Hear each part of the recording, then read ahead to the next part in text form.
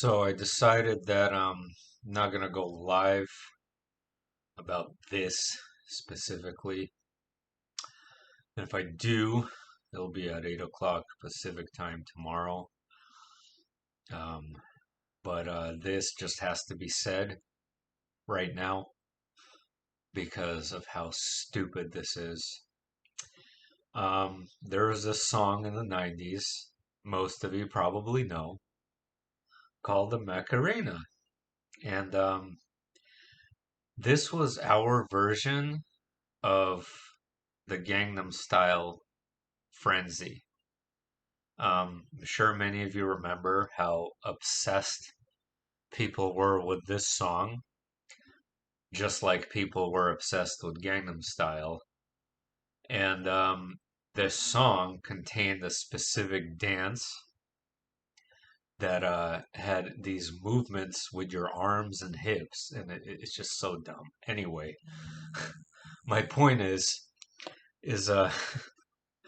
one of the primary movements in this dance was you folding your arms like this, and then after folding your arms, you put your hands on your hips. And I remember in school, all the kids were doing this stupid dance, and like over and over and over again. And I just watched the video, okay, the official music video, and there was no arm crossing. That was like, if there's anything I remember about this song, is that you crossed your arms. Now, I encourage you to go turn on YouTube and you put on this song, and you're going to see that there is no such movement whatsoever. They just put their hands behind their heads and then their hands on their hips. And the whole thing just looks completely off. But what makes it even worse is how much residue there is of this event. Okay? And this residue, everyone is doing it wrong.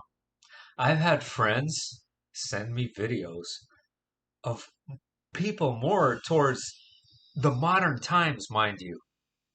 Sorry about that. Towards more modern times are doing like remakes of this video and this dance, and they're doing it dancing with their arms folded like this. Now, I'm kind of starting to notice a pattern of there. This is not the only 90s song that has been Mandela affected.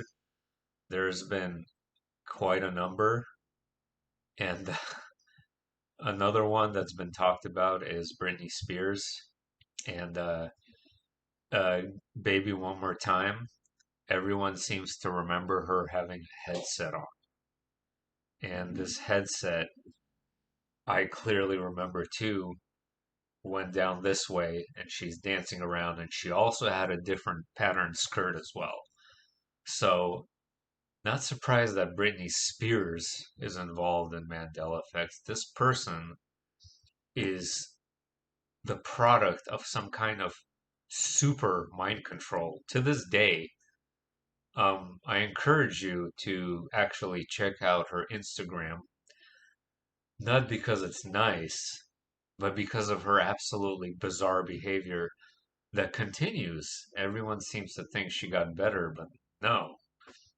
And so yeah, that's one thing I can't really understand about how anyone can deny the Mandela effect is when you have not only do you have residue, but that residue is people doing it the way everyone remembers.